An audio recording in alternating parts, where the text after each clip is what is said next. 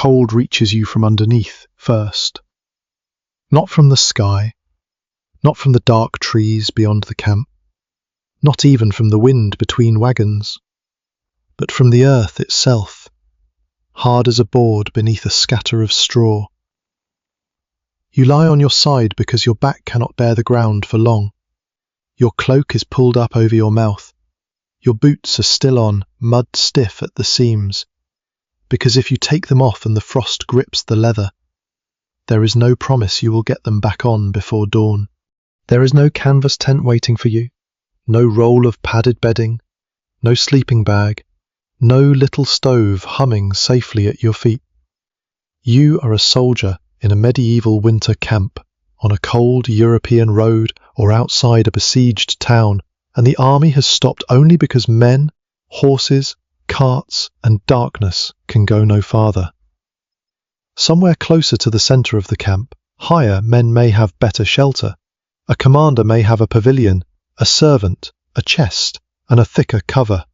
But here, near the edge of the baggage and the trampled ruts, sleep is something bought with wool, straw, smoke, and the warmth of other tired bodies.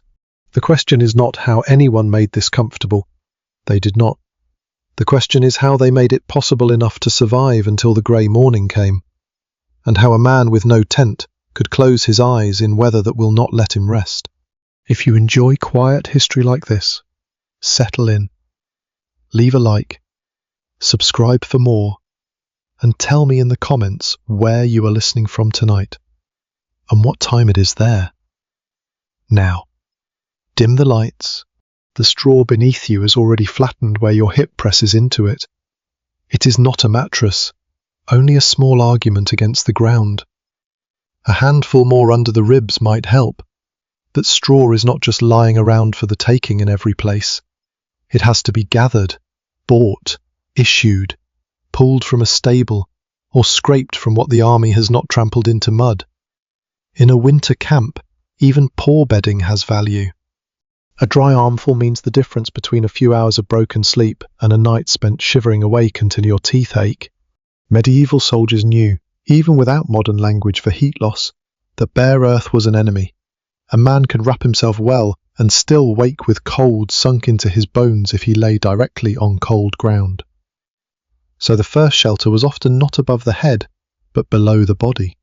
Straw, hay, brushwood, reeds, fern, spare cloth, a folded cloak, a saddle blanket if one could be spared. Anything that lifted wool and flesh away from soil made sleep possible. The best place was not always the place nearest the fire. Sometimes it was the patch with enough dry litter to keep the ground from drinking your warmth. Your cloak is the largest thing you own that can become a wall. It is not waterproof in the modern sense, and once damp, it grows heavy. But wool has one mercy. It can still hold some warmth even when moisture creeps into it. You pull it around your knees, tuck one edge under your thigh, and breathe through the loose fold near your face. Your breath warms the cloth, then wets it. Soon the edge near your mouth will feel clammy. Still, you keep it there, because cold air taken straight into the chest feels sharper, and because darkness beyond the cloak makes the camp seem larger than it is. Around you, other men make the same small calculations. One sleeps curled around a bundle of gear, partly against theft, partly because the bundle blocks the wind. Another has pushed his feet toward the embers of a fire that is now more red than yellow. A third has wrapped his cloak over his head and left only a slit for breathing. Nobody has enough room. Nobody has privacy. In a camp without enough tents, a sleeping place is a negotiated space between a cartwheel, a ditch, a stack of spears, a horse line, and someone else's elbow. The fire gives comfort, but it does not solve the night. Fire is greedy. It asks for wood, and wood takes labour. Men have to cut it, carry it, guard it, and decide whether it should warm bodies, cook food, dry clothing, or last as coals until morning. Too large a flame may reveal a position, waste fuel, set straw alight, or send sparks into cloth. Too small a flame becomes a memory before midnight. You feel its heat on one side of your face while your back cools. After a while, someone rises with a curse muttered under his breath, not loud enough for rebuke, and turns himself like meat near a hearth. Smoke settles where the air is still. It gets into hair, wool, eyes, and throat. It is unpleasant, but it belongs to warmth, so men tolerate it. A soldier may choose the smoky side of a poor fire over the clean bite of open wind. The smell clings to everything: damp cloak, belt, wooden bowl, beard, glove, and bread crust. Smoke marks the men near it, as if the night has signed them in ash. Beyond the small ring of warmth, the camp keeps making sounds. Horses shift their weight and stamp at the cold ground. Harness metal clicks faintly. A cart creaks as wood tightens in the cold. Somewhere a man coughs, then coughs again, more quietly, as if sound itself should be rationed. The watch is awake because someone must remain so. Sleep in an army is never simply personal. It is permission given by danger, by command, by the road, by the enemy's distance, by whether enough men remain upright to hear what moves beyond the dark. For the common soldier, the body becomes a storehouse of compromises. You keep your belt close because a knife, pouch, or bit of food may vanish before morning. You keep your feet near heat, but not so near that leather cracks or cloth scorches. You keep your wettest outer layer away from your skin if you can, though sometimes there is no dry layer waiting underneath. You may sleep with your head lower than you would like, because the only sheltered hollow slopes toward a rut. You may keep one arm trapped beneath you until it goes numb, because moving would open the cloak and release the warmth you have made, and still sleep comes. Not the clean sleep of a shut room and a soft bed, but a shallow dropping away. The mind loses its grip in pieces.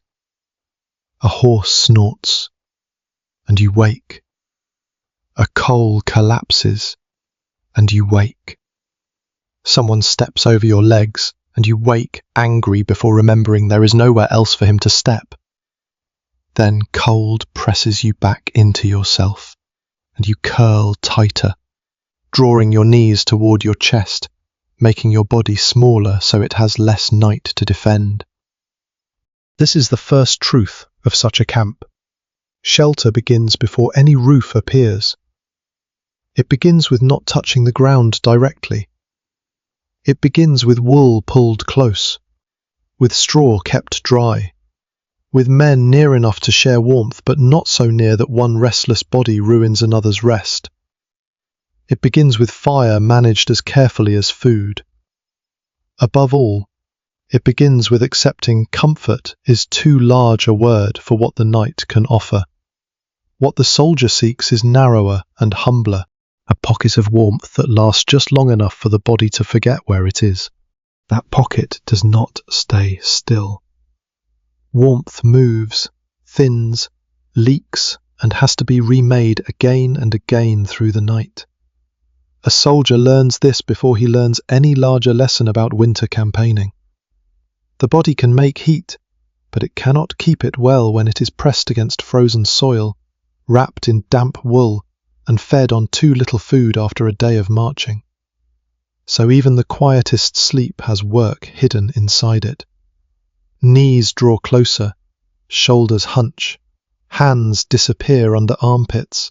A cloak is pulled, tucked, lost, and found again in the dark.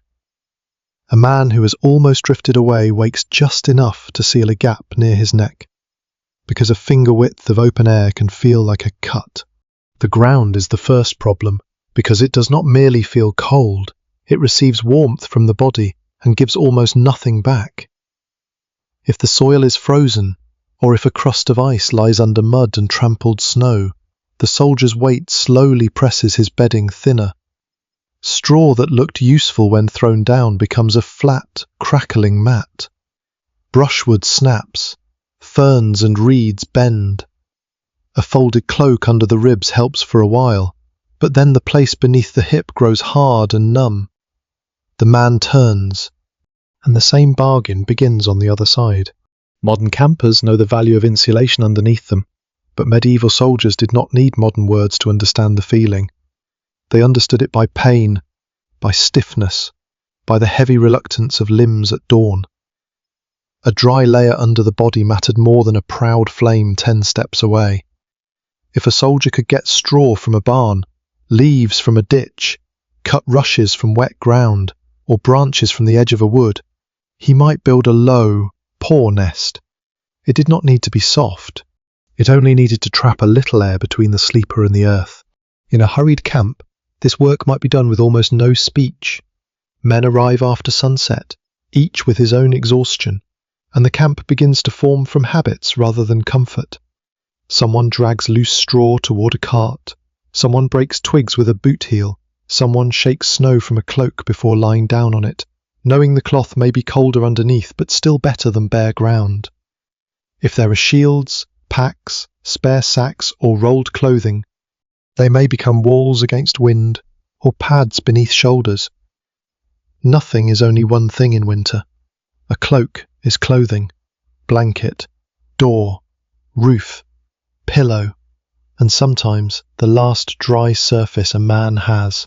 Yet the more useful an object becomes, the more dangerous it is to lose. A soldier sleeping rough does not simply arrange his things and trust the night. He keeps what matters near his body. A knife may be tucked under a fold. A pouch may rest beneath his chest. Bread, if there is any left, may be wrapped and kept close enough that another hand cannot easily find it. Shoes and boots are treated with special suspicion. If removed, they may freeze, stiffen, vanish, or be kneaded too quickly, so feet stay trapped in leather that was never meant to be a warm bed, and toes pay for the decision in numbness. Wetness changes everything. Snow is not always a clean white covering in such a camp. Often it becomes slush beneath hooves, grey mud along the road, or damp crust on the hem of a tunic. A wool cloak can be a blessing because wool may still give some warmth when damp, but wet wool is heavy, slow to dry, and miserable against the skin. The soldier wants fire, but the fire wants fuel and space. If he lies too near, sparks may chew tiny holes into cloth. If he lies too far, the damp stays in the weave. If he hangs a cloak or shoe too close to the heat, he risks damage. If he does not dry them at all, morning will begin with cold cloth dragged back over colder flesh. This is why the camp is full of half measures. A man warms one hand and hides the other. He dries the edge of a sleeve but not the whole garment.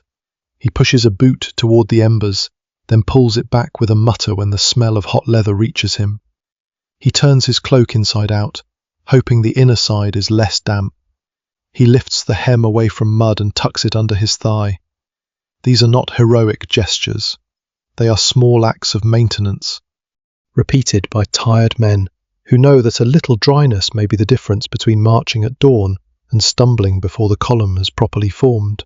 Food is part of warmth too, though it is easy to forget in a picture of men around a fire.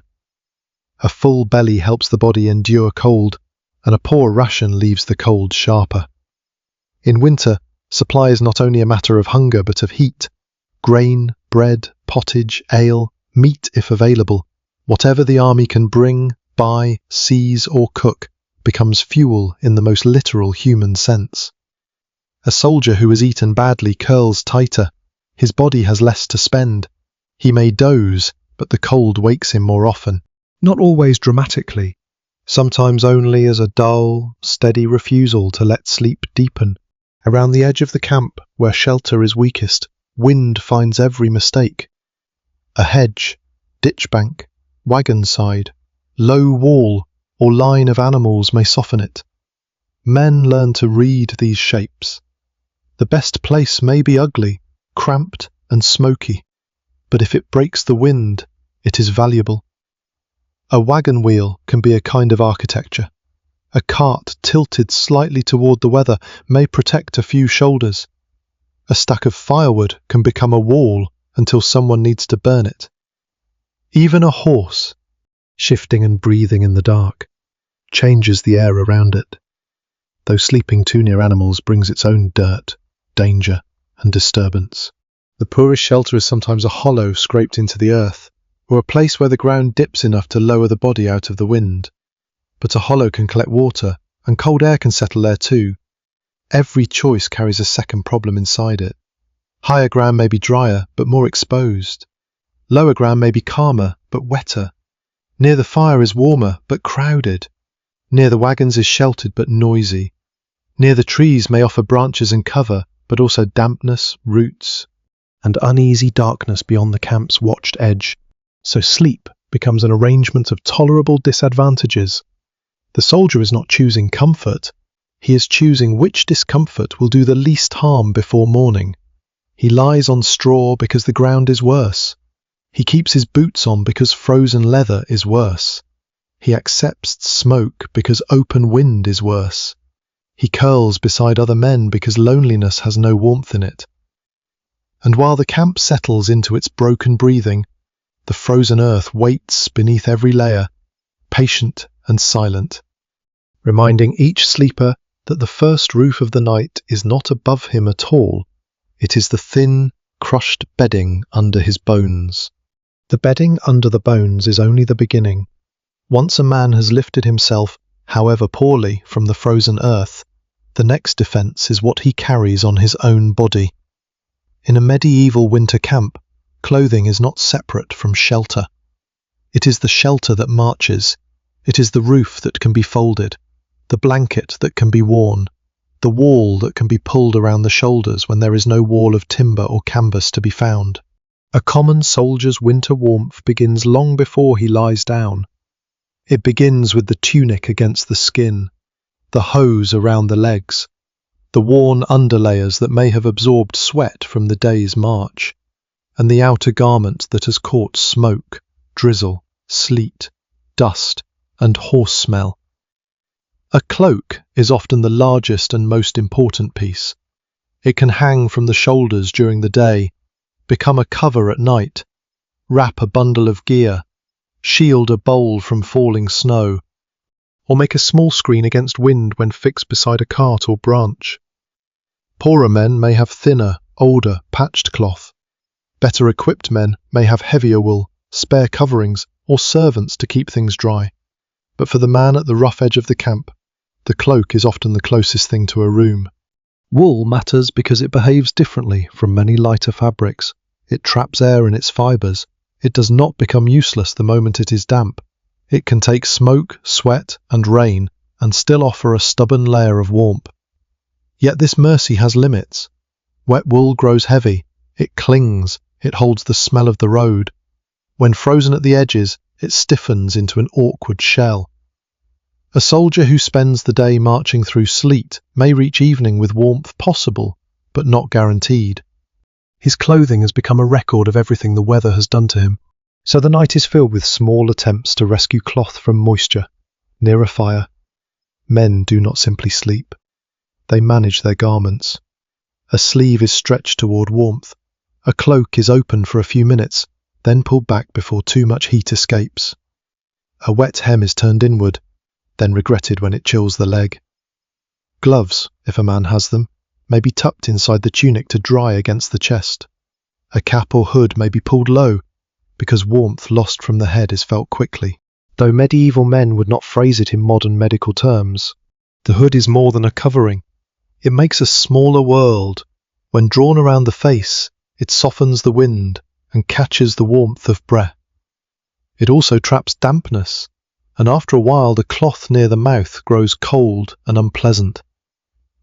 A man may turn away, breathe open air, then pull the hood close again when cold bites the nose and lips. This little motion may happen many times in a night. Sleep bends around it. The body wakes, adjusts, and sinks again. Belts and fastenings matter too. A belt pulled tight during the march may be loosened when lying down, to let the body curl and breathe. Yet it cannot be cast aside carelessly. A belt holds a knife, pouch, purse, small tools, or scraps of food.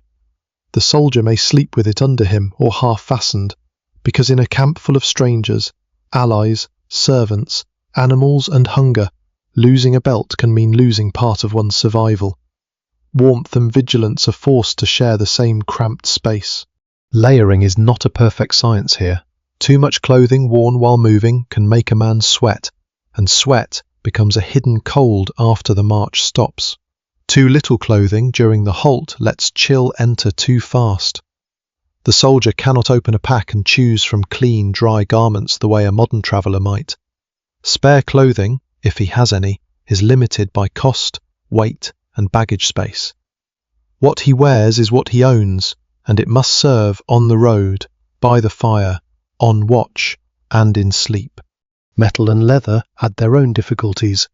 Armour is not a bed, and a man who can remove heavier pieces will want them off when rest is possible. But cold iron, mail, helmets, buckles, and wet straps do not vanish from the sleeping place. They lie nearby, guarded by habit and fear. Some gear must be close enough to seize in alarm, some is too valuable to leave unattended. Leather hardens when cold and suffers when badly dried. A strap warmed too fiercely by the fire may crack later. A muddy boot may steam near the coals, then stiffen again before dawn. The soldier lives among materials that all have their own tempers.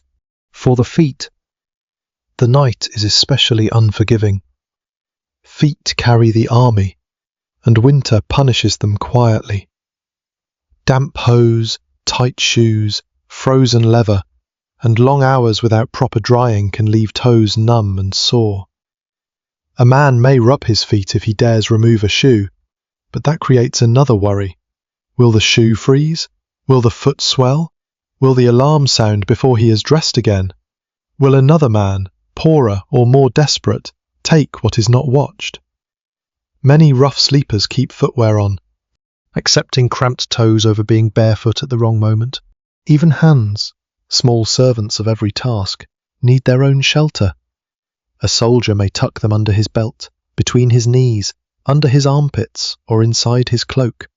Mittens or gloves, if he has them, may be patched and damp. Better than nothing, but incomplete. Cold fingers make everything harder. Tying a cord, lifting a pot, gripping a spear, breaking bread, adjusting a strap. Before sleep, a man may warm his hands, because hands that fail in the morning slow the whole business of being a soldier. The old replacement system, then, is not one invention. It is a chain of imperfect objects used with care. Wool holds some warmth, a hood narrows the air, a belt guards possessions, boots stay on because they are needed, gloves hide inside clothing, damp cloth is turned, dried, smoked, frozen, thawed and worn again. The bed is not made once and entered. It is maintained by touch through half sleep, and all through this, rank whispers in the fabric. A nobleman may have spare garments and a servant to dry them. A mounted retainer may have a saddle blanket or better cloak. A wagoner may know where a dry covering is hidden beneath cargo. A common foot soldier may possess only what is on his back. The cold does not fall equally when cloth is unequal. Winter makes social difference visible in the thickness of wool, the dryness of a sleeve, the chance to remove wet boots, the privilege of sleeping under something not needed for marching. Near the embers, the man at the edge of the camp pulls his cloak tighter and feels the cloth resist where frost has touched the hem. It is his blanket, coat, wall, and door. It smells of smoke because smoke has been part of its work. It is damp because the road has claimed it. It is not enough, and still it is the reason he can close his eyes again. Above him there is no tent, around him no room, but over his shoulders, under his chin, and trapped between his knees, The worn wool keeps making a little weather of its own. The worn wool makes its own little weather, but even wool needs help from the world around it. A cloak can hold warmth only if the wind is not allowed to keep pulling at it. A body can curl only so tightly before the hip aches, the knee stiffens, and sleep breaks apart again. So the soldier begins to use the camp itself, not as a proper house, not even as a proper tent, but as a field of materials that can be borrowed for the night. Straw under the ribs, brush at the back, a cartwheel beside the shoulder, a shield angled toward the wind, a sack folded under the head, a dying fire guarded like a small red animal. In a richer camp, some men may have fabric shelters, covered wagons, servants, and stored bedding. At the rougher edge, shelter is assembled from whatever does not immediately belong to someone stronger. Straw is the first treasure when it can be found dry. It may come from a village barn, a stable, a wagon load meant for animals, or a heap already dirtied by hooves. It crackles when spread and crushes quickly under weight, yet it traps air better than bare ground. A man does not need it to be clean to value it. He needs it to be dry enough that the cold earth cannot come straight through. Brushwood has a different use. Branches, reeds, heather, fern, or cut twigs can lift a cloak and body away from mud. They can make a low mattress that feels prickly at first, then becomes tolerable once exhaustion takes over. If pushed upright or woven loosely between stakes, they can become a windbreak, though not a wall in any comfortable sense. Wind does not need a wide door. It enters through every gap, touches every damp seam, and searches the neck, wrist, and ankle. But even a pour screen changes the night. It turns a steady stream of cold air into broken touches. That may be enough. A shield, if a man has one and can spare it from other duties, may become part of this arrangement. It is not soft, it is not warm, but it can block wind, keep falling wet from one side, or make a small lean-to when propped with care. The same object that guarded the body in daylight can guard sleep badly in darkness. Yet this too depends on place, period, equipment, and army. Not every soldier carries the same gear, and not every campaign leaves men free to use martial equipment as bedding. The script of the night is written by what is actually at hand. Wagons create another kind of shelter. They are not there to comfort common men. They carry food, tents for higher ranks, tools, cooking pots, spare weapons, baggage, and sometimes the goods that make the army move at all. Still, their shapes matter after dark. A cart side breaks wind. A wheel casts a narrow shadow from the cold. The space beneath a wagon may be drier than open ground, though cramped, dirty, and contested. Men who work with baggage may know which carts leak least, where sacks are stacked, where animals are tied, and where an officer's servant will drive them away. Knowledge of the camp can be as useful as a blanket. Animals complicate the night. Horses, mules, and oxen need fodder, water, and watching. They produce warmth, smell, noise, and danger. A man lying too near may be kicked, stepped on, or forced to breathe the sour closeness of a crowded line. Yet animals also break the wind with their bodies, and their presence means straw, hay, sacks, ropes, and covers may be nearby. The soldier at the edge of the horse line hears hooves shift in frozen mud. He hears leather creak and a beast blow steam into the dark. The animal is not his shelter, but the whole arrangement around it changes, where shelter might be stolen for a few hours.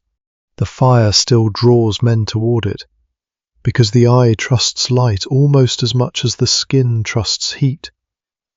But fire has to be handled with discipline. A camp full of straw, cloth, wooden carts, rope, and dry brush cannot treat flame carelessly.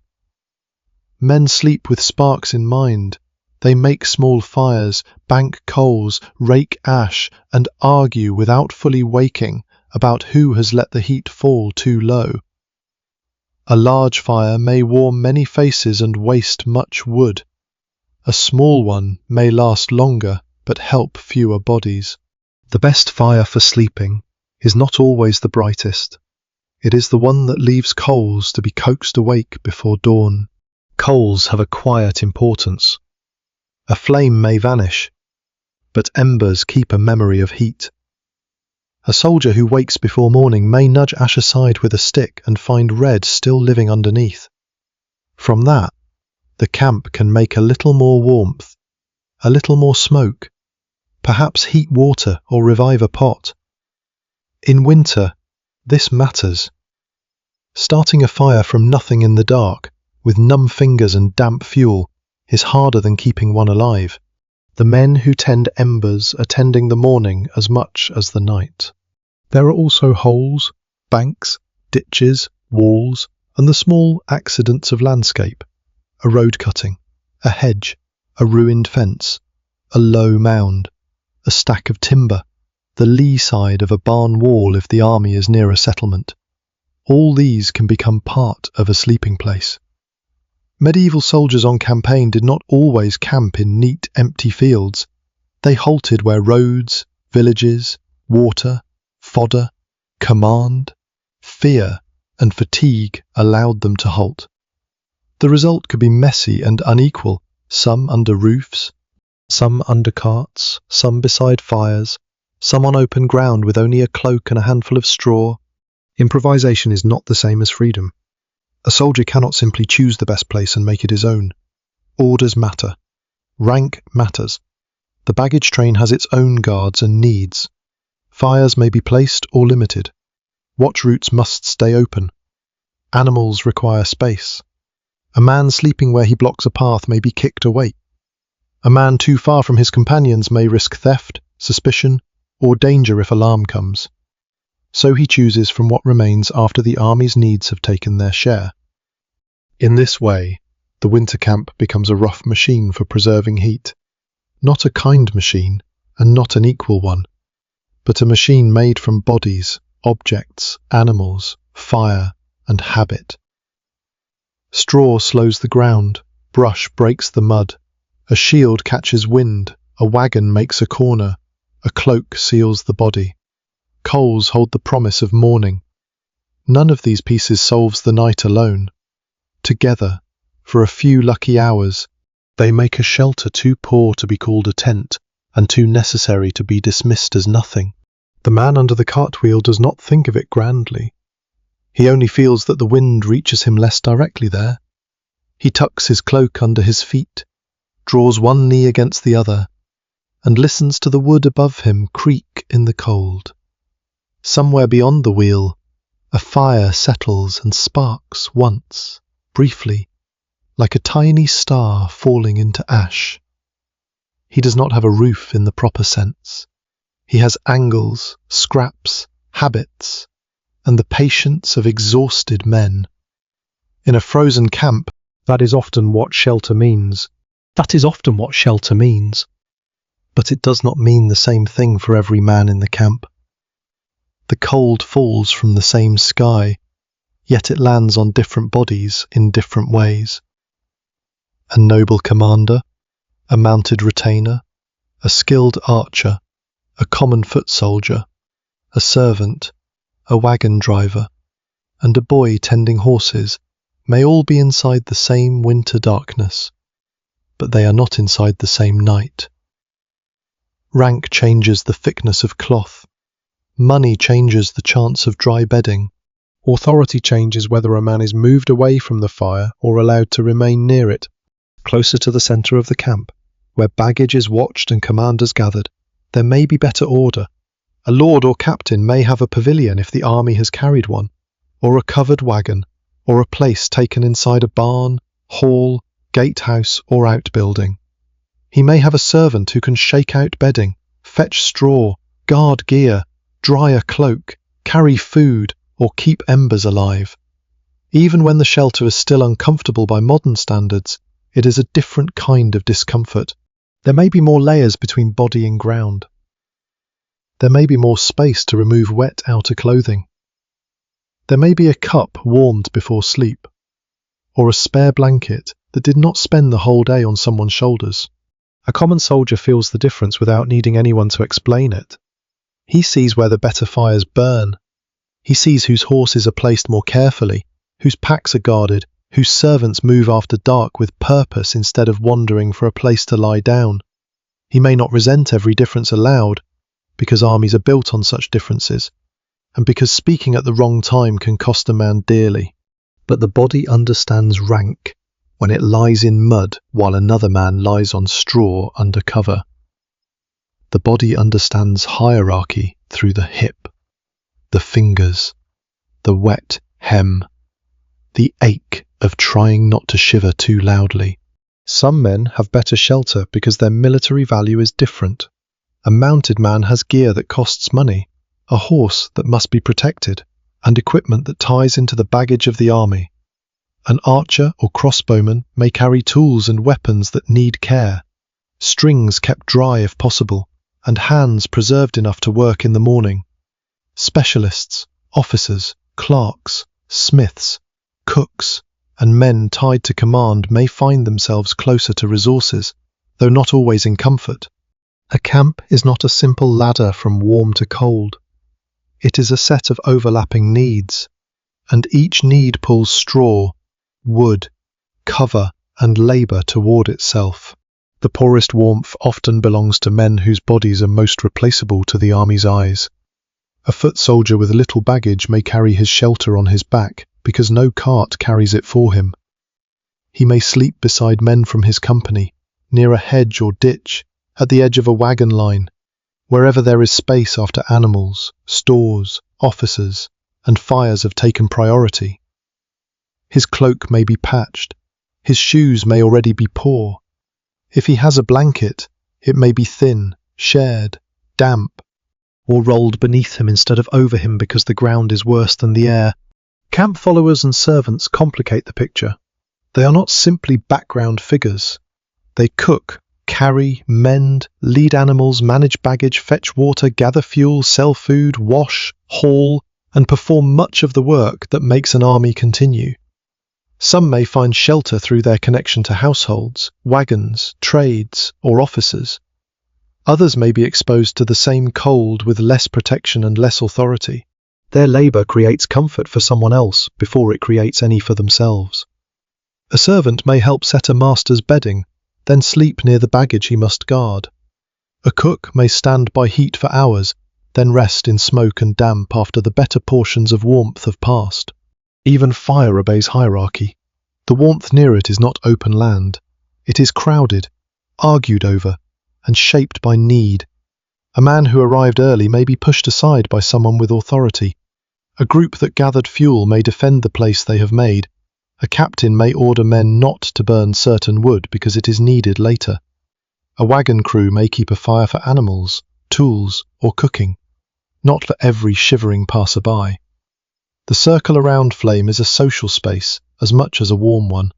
To sleep there is to have permission, protection, or enough companions to hold the place. Food follows the same pattern. Better supplied men can enter the night with more heat inside them. A small meal, a cup of ale, hot pottage, or meat if available, changes how the body meets cold. Hunger does not merely sit in the stomach. It thins patience, it shortens sleep, it makes the hands feel older. If one man lies down after something warm, and another after a hard crust and a mouthful of cold water, the weather inside their bodies is different before the frost even settles. The difference may also be hidden in time. A higher status man may have someone else tend a horse, fetch wood, repair a strap, or stand watch in his place. A lower status man may spend the hours before sleep doing the work that lets another sleep earlier. He gathers fuel, moves baggage, digs, carries, tends, cooks, guards, or waits for orders. By the time he lies down, the best places near the fire may be filled, the driest straw claimed, the least windy corner occupied. His cold is not only weather, it is the result of arriving last to rest. Still, no one is entirely free from winter. A lord's pavilion can flap and leak. A barn can be crowded, foul-smelling and full of animals. A servant can fail to keep a fire alive. A commander can wake to frozen mud, bad news, or an alarm in the dark. Medieval privilege does not turn a winter camp into comfort. It turns severe exposure into managed inconvenience. It adds layers, choices, hands, and chances. For the common soldier, each missing layer becomes physical. Each absent servant becomes a task done with numb fingers. Each unavailable roof becomes a decision made beside a ditch. This is why the question of sleeping without tents cannot be answered only with cloaks and straw. It must be answered with rank. The camp is a map of unequal warmth. At the centre, more cover, more guarded goods, more hands to work. At the edges, more wind, more damp, more improvisation.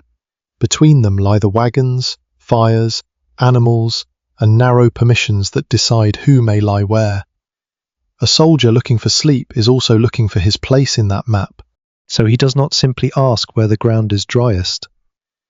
He watches who is already there. He listens for the tone of men who might drive him off. He notices whether a fire belongs to his companions or to men above him. He measures the distance to his gear, his officer, his company, and the path of the watch. Then he lowers himself into whatever space remains, pulling his cloak close, not because the place is good, but because it is allowed. In a frozen medieval camp, permission itself can be a kind of shelter. Permission itself can be a kind of shelter, but permission does not last without routine. Once a man has found his narrow place in the camp, he has to keep it. The night is not a single stretch of sleep. It is a set of repeated tasks performed in darkness, cold, and half-waking confusion. A cloak slips. A coal dies. A horse pulls at its tether. A man on watch steps between sleepers. Someone returns from relieving himself and cannot find the exact hollow he left behind. The small order made at dusk begins to loosen, and every sleeper must repair it without fully rising. The first routine is turning. The body cannot remain on one side for too long when the ground is hard, even with straw beneath it. The hip begins to ache. The shoulder grows numb. The arm trapped under the ribs loses feeling. So the soldier wakes just enough to roll. But rolling is dangerous to warmth. A badly made turn opens the cloak like a door. Cold air rushes in along the back, neck, and knees. The warmth gathered during the last hour escapes in a breath. The skill is to turn while keeping the cloth tucked, to move like a man trying not to spill water from a shallow bowl. Men who sleep near one another learn this in silence. Too much movement disturbs the group. A knee into another man's back may bring a curse. A boot against another man's blanket may start a tired argument. If 2 or 3 men share a rough shelter, their warmth depends on the discipline of half-asleep bodies. They curl in the same direction. They pull their cloaks carefully. They accept discomfort because spreading out would make everyone colder. In such a place, manners are not polite decoration. They are part of survival. The fire has its own rhythm, and it draws men out of sleep again and again. At first, when the flames are still alive, the face warms too quickly while the back remains cold. Later, when flames have fallen to coals, the heat is steadier but weaker. Someone must feed it, but wood is not endless.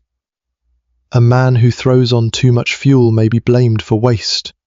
A man who lets the fire die may be blamed before dawn, when numb hands need warmth and a pot needs heat. So the tending of embers becomes a quiet duty shared badly, forgotten, argued over, or claimed by whoever wakes coldest. A stick is pushed into ash. A small red eye appears. Breath is blown carefully. Not too hard, because sparks may fly towards straw or cloth. A twig catches. Smoke thickens. Someone groans and pulls his hood over his face. The fire returns, but so does the smoke, and the camp chooses again between two discomforts.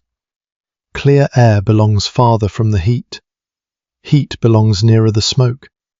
There is no perfect circle around the flames, only places where the balance is tolerable for a while. Watch duty breaks the night into pieces. An army cannot let every man sleep at once, especially near an enemy. A contested road, a town under siege, or a countryside that may not welcome armed strangers. Some men must remain awake, or be woken when their turn comes. The watchman is not separate from the sleepers. He moves among them, stamps his feet, listens beyond the firelight, and sometimes envies the curled forms on the ground, even when he knows they are miserable. His own cold is different. It comes through standing still, through fingers around a spear shaft, through the effort of remaining alert while the body begs to fold down. When a man is woken for watch, the worst moment may be leaving the little warmth he has made. He sits up, and the cloak falls away from his knees. The air touches damp cloth. His back tightens. For a moment, the mind is slow and resentful. He has slept only enough to feel the loss of sleep. Then habit pushes him forward. He checks his belt, finds his weapon, pulls his hood close, and steps around bodies that seem almost enviable because they are horizontal. When he returns later, his place may not be quite his anymore. The straw has shifted. Another man has rolled into the warmer hollow. The cloak he left folded has cooled. He must build sleep again from the beginning. This rebuilding is one of the hidden labours of winter camp life. Modern sleep is often imagined as an entry into a private room, but here sleep is assembled repeatedly from scraps. After watch, after a fire dies, after a horse startles, after an officer's command passes through the dark, after a sudden gust pulls smoke across the ground, the soldier must return to the same small work. Tuck the cloth, shield the neck, find the dry patch, guard the pouch, arrange the feet. Listen long enough to know whether the sound outside matters. Then let the mind sink. The camp has routines of sound as well. Men learn what belongs to the night and what does not. A horse shifting is ordinary. A cart creaking in frost is ordinary. A man coughing under a cloak is ordinary. Low voices near the fire may be ordinary, but a shout, a sudden run of feet, a weapon knocked hard against wood, or animals pulling sharply against their tethers may bring men upright before thought has caught up. Sleep in such a camp is never completely unarmed. It keeps one ear open. Even theft shapes routine. The cold makes men guard warmth, but hunger and poverty make them guard objects too. A dry cloak, better shoes, a knife, a pouch, a crust of bread, a small coin, a good glove. Any of these can alter a morning. The soldier may sleep with possessions under his body because weight is harder to steal than trust. He may tie a strap around his wrist. He may use his pack as a pillow not because it is soft, but because it is safer beneath his head. The body becomes lock, door, and guard all at once. Morning duties begin before morning appears. A man may wake while the sky is still black, because someone is stirring the coals, because animals need attention, because orders are moving, or because the cold has become sharper in the hour before dawn. That hour can feel crueler than midnight. The fire is lower. The body has spent much of its strength. Damp cloth has cooled. Frost may sit along edges of wool, on wagon rims, on ropes, on the leather near the foot. Sleep, if it came, has not repaired enough, yet the routine has worked in its poor way. If the man can rise, he shakes straw from his cloak. He flexes stiff fingers. He feels for what he kept under him in the dark. Around him, the camp begins, the same slow return from scattered heaps of bodies into an army. Men cough, mutter, stamp, retie belts, pull straps through cold buckles, and search ash for a live coal. No one has slept well, but sleeping well was never the measure. The measure was whether enough warmth could be made, lost, and made again to carry a body through the frozen hours. The measure was whether enough warmth could be made, lost, and made again to carry a body through the frozen hours. That work happens in gestures so small they almost disappear. A man does not announce that he is trying to survive the night. He pulls his knees closer. He shifts his chin under the fold of his hood. He slides one cold hand beneath the opposite arm. He presses his feet against his pack, or against another man's legs if they know each other well enough not to take offence. The camp is full of these little movements, most of them done with eyes shut, each one a quiet answer to the cold. The curled body is the simplest shelter a soldier owns. Stretched out, he gives the night more surface to take from. Curled tight, he protects the belly, the hands, and the inner thighs, places where warmth can still be found. A cloak wrapped around a curled man works better than a cloak over a flat one, because the cloth has less space to cover and fewer edges to seal. The posture is uncomfortable after a while. Knees ache, the back stiffens, breath grows damp inside the hood. Yet a curled shape is easier to defend than a long one, and many men in winter learn to sleep as if folded for storage. Hands are hidden first. A soldier's hands are tools for everything: tying, lifting, gripping, eating, loading, drawing, carrying, holding a spear, and fastening straps before dawn. If fingers grow too numb, the whole morning becomes slower. So hands vanish into armpits, sleeves, belts, cloak folds, or between the knees. A man may wake with one hand trapped beneath his chest, and pins of feeling returning painfully through the palm. He flexes the fingers in darkness, not because anyone has taught him a formal method, but because the hand must work again when called upon. Feet are more stubborn they are at the edge of the body, often damp, often badly served by worn leather and old hose. If two men are close companions, or simply desperate, they may arrange themselves so each man's feet rest near the other's warmth. More often, feet are pushed toward embers, a pack, a rolled cloak, a saddle blanket, or the side of a sleeping neighbour. The risk is always that what warms also harms. Too close to fire, cloth may scorch.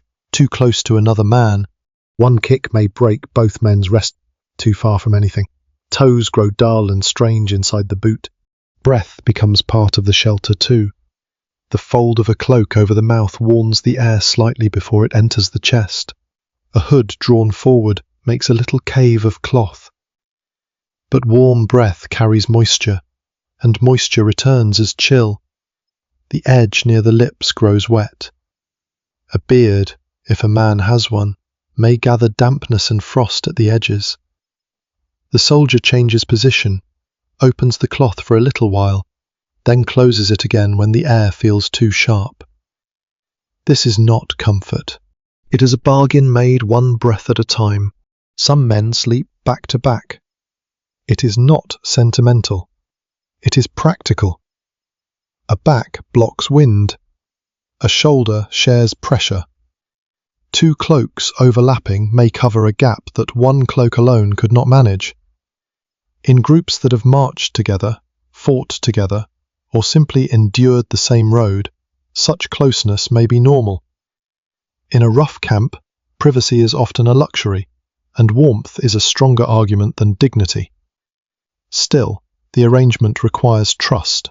A man sleeping close to others must trust them not to steal, not to roll away with the shared cover, not to wake in panic and strike out blindly at the first sound. Objects are placed by touch. The pack may become a pillow because it is safer under the head. A wooden bowl may be tucked into a bundle, not because it is precious like silver, but because losing it means eating awkwardly or borrowing from another man. A knife may rest where the hand can find it. A purse, if there is one, may be hidden under the body. Bread may be wrapped inside cloth and kept close enough that warmth softens it a little, or at least keeps it from being forgotten in mud. The sleeping soldier is surrounded by a small border of possessions, each one doing several jobs at once. Even the way men lie in relation to the camp has meaning. Heads may turn inward toward companions, feet outward toward mud or open space.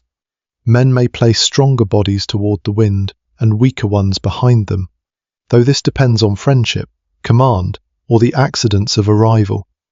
A man who knows he must rise for watch may sleep nearer the edge so he can leave without stepping over everyone. Someone with a better cloak may become, for a few hours, part of another man's shelter. Someone with a cough may be cursed softly and move farther from the faces of others. The camp arranges itself through need more than kindness, but kindness can still appear inside need. Small repairs continue through sleep. A loosened shoe strap is tightened by habit. A cloak edge is found and dragged back over a shoulder. Straw is pushed beneath a hip. A hood is tugged lower. A man wakes enough to check that his pouch is still under him, then sinks again. These motions do not make the night easy, but they prevent one failure from becoming another. An open cloak becomes cold. Cold becomes wakefulness. Wakefulness becomes clumsy movement. Clumsy movement disturbs others. A disturbed group loses warmth. So each small repair protects more than one body. The darkness makes touch more important than sight. Men feel for buckles, seams, straps, the familiar shape of a knife handle, the rim of a bowl, the edge of a blanket, the warm side of a sleeping companion, the safe place where embers still glow. A camp at night is learned by hand and foot.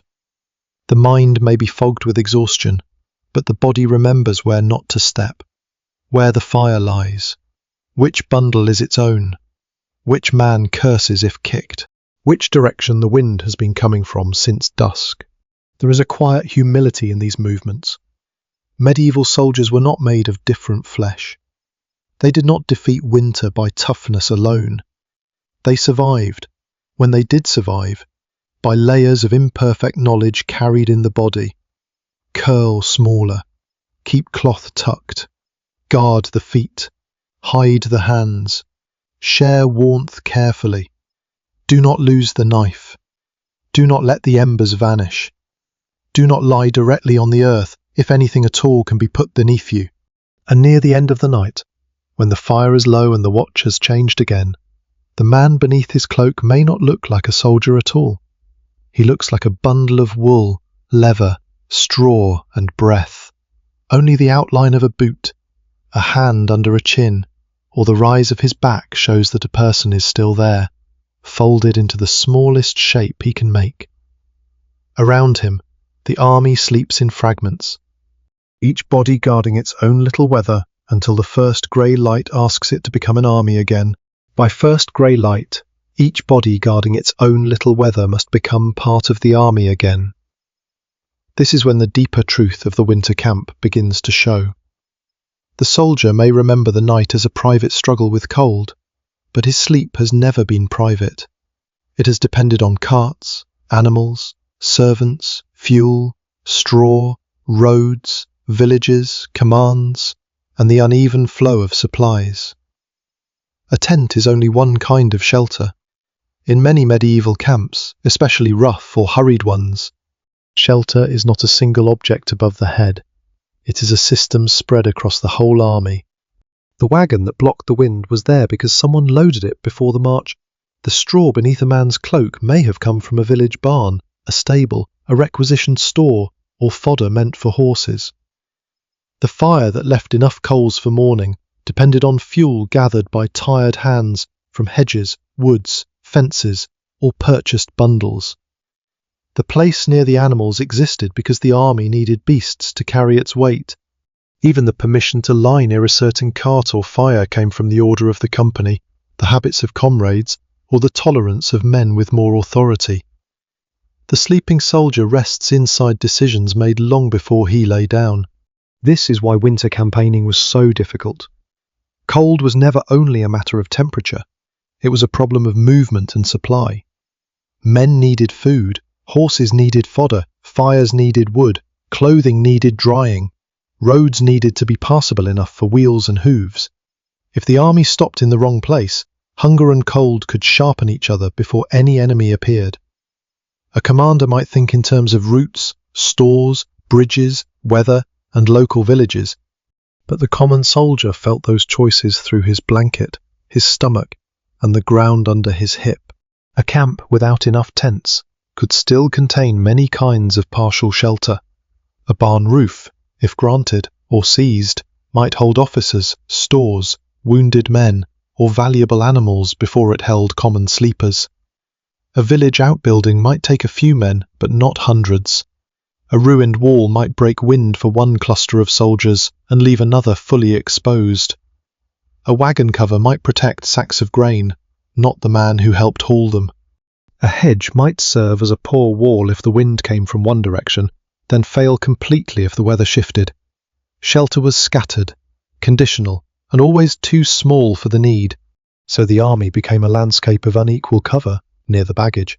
Men slept among the things the army could not lose, near the horse lines, warmth mixed with noise, manure, and the risk of hooves near cooking places.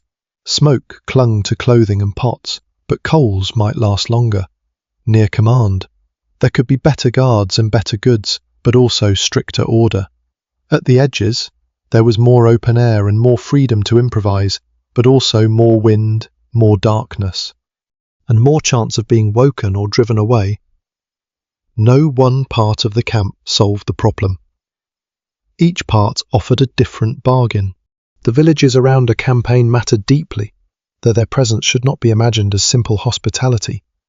Armies could buy, demand, seize, or negotiate for food, fodder, lodging, and materials, depending on place, power, law, discipline, and desperation. For local people, soldiers in winter were not merely travellers needing beds. They were armed mouths, armed hands, and armed animals arriving when stores might already be precious. A barn that saves soldiers from the wind may cost villagers straw meant for livestock. A stack of firewood warming a camp may have been cut for a household's own winter. The soldier's sleep can rest on someone else's loss. That does not mean every halt was chaos or cruelty. Practices varied widely. Some armies operated under contracts, customary rights, payment systems, or command discipline. Some soldiers were billeted, assigned places, or kept under tighter order. Some commanders understood that a starving, freezing army could become useless or dangerous to itself. But even under better discipline, winter shelter required negotiation between military need and local survival. The common soldier felt the result as a roof given or denied, straw available or gone, wood close or distant, bread warm or absent. The baggage train was the camp's hidden skeleton. Without it, tents for those who had them, cooking gear, spare weapons, grain, tools, and personal goods could not move. The baggage also slowed the army and made it vulnerable. In winter, a stuck cart could delay comfort for many people. A broken axle might mean supplies left behind. Mud freezing in ruts could trap wheels. Animals weakened by poor fodder could fail. When baggage fell behind, shelter fell behind with it. A man without a tent might still depend on the wagon that carried the officer's pavilion, because that same wagon might block wind, carry straw, hold food, or mark the safer centre of the camp. Animals, too, were part of the shelter system, though not in a gentle way. Horses and pack beasts needed care before many men could rest. They required fodder, water, space, and protection from theft or panic. Men assigned to them might sleep less, but also stay nearer stores and coverings. A horse line could create a warmer pocket of air, yet it also brought smell, damp ground, sudden noise, and danger from restless hooves. The army protected animals because without them the next day's movement might fail. The soldier freezing beside the line understood, perhaps bitterly, that an animal's survival could matter more to command than his comfort. Firewood shows the same truth in smaller form. A flame is not just a comfort but a consumed resource. In a large camp, fires can strip nearby hedges, fallen branches, fencing, and stored wood quickly. Men sent out for fuel may return wet, scratched, and angry, or with little more than smoky green wood that hisses instead of burning cleanly. The farther fuel must be carried, the more labour warmth requires. By midnight, the fire near one group may burn low, not because men forgot it, but because the surrounding landscape has already been searched. Seen this way, the question of sleeping without tents changes shape. It is not only about clever individual tricks, though those mattered. It is about whether the army could gather enough material softness, enough fuel, enough food, enough permission, and enough order to make rest possible for thousands of imperfect bodies. Some men succeeded, for a night. Some barely did. Some woke colder than when they lay down. The difference might come from rank, luck, weather, discipline, local resources, or the distance between the marching column and its baggage. And so, as morning creeps into the camp, the soldier rising from his crushed straw is not only waking from his own cold sleep, he is waking from the entire system that held him there. The cart above him, the ash beside him, the horse rope near his boot, the stolen warmth of other bodies, the village smoke in the distance, the officer's covered space nearer the centre, the damp cloak over his shoulders. All belong to the same answer. He slept without a tent because the camp itself became his broken shelter, and because enough of its pieces held together until dawn. He slept without a tent because the camp itself became his broken shelter, and because enough of its pieces held together until dawn. But that answer has to remain careful. There was no single medieval way to sleep in winter, no one rule that covered every army, every century, every country, and every kind of soldier. A man serving in a royal army in northern France might have a different night from a retainer on a border raid, a town militia outside its own walls, a mercenary company on a muddy road, or a garrison man sleeping near a gate in wartime. The cold may feel familiar across all these scenes, but the arrangements around it could change greatly. Some medieval soldiers did have tents. Some armies carried pavilions, canvas shelters, or other portable coverings, especially for commanders, officers, wealthy men, and equipment that needed protection. Campaign accounts and images from different periods show military camps with tents, but those images often emphasize the more visible, organized, or noble parts of warfare. They do not always tell us where every lower status man slept, how much cover he had, or what happened after rain, snow, mud, and fatigue had broken the neatness of a planned camp. A picture of a bright pavilion does not mean every soldier slept under one. The word medieval itself covers too much if handled carelessly. The early Middle Ages, the High Middle Ages, and the later 15th century are not one unchanging world. Equipment changed, armies changed, roads, administration, pay, supply, and the use of professional soldiers varied. A winter halt in England was not the same as one in the Alps, the Low Countries, northern Germany, or the Iberian Mountains. Even within one region, a wet, cold night near a river could be worse than a sharper frost on drier ground. Snow, rain, mud, wind, and damp clothing each made a different kind of misery. Source problems matter to chronicles often cared more about kings, battles, sieges, miracles, betrayals, victories, and disasters than about the ordinary sleep of tired foot soldiers. Administrative records may tell us about payments, fodder, provisions, transport, or lodging, but not always the exact way a man tucked his cloak around his feet at midnight. Archaeology can show campsites, objects, roads, fortifications, and patterns of material life, but it rarely gives us a full sleeping scene. So when we imagine the night, we must build it from stable pieces without pretending that every detail is directly recorded for every man. Those stable pieces are still powerful. Human bodies lose warmth to cold ground. Wool, straw, fire, shelter from wind, food, and dry layers matter. Armies need baggage, fuel, fodder, and order. Rank affects access to resources. Local settlements matter when soldiers stop in winter. These are not fantasy. They are the practical conditions that shaped pre-modern military life. But the exact mix of them could shift from one halt to another. One night might be spent under a hedge, another in a barn, another near a siege line, in a hut built from rough timber and scavenged material. Another on open ground, with nothing better than a cloak and a friend's shoulder against the wind. Sieges deserve their own caution. A long siege camp could become more settled than a marching camp. Men might build huts, dig shelters, improve drainage, set up more regular cooking places, and establish routines that lasted weeks or months. A force that expected to remain outside a town through bad weather had reason to create more durable protection. Even then, comfort depended on supplies, labour, rank, and discipline. A rough hut of branches, turf, straw, boards, or salvaged materials might be far better than open ground, yet still smoky, cramped, damp, and cold. Longer time allowed more shelter to be made, but it did not erase winter. A marching camp was different if the army expected to move again quickly. There was little reason to build anything elaborate. Men used what could be carried, gathered quickly, or found nearby.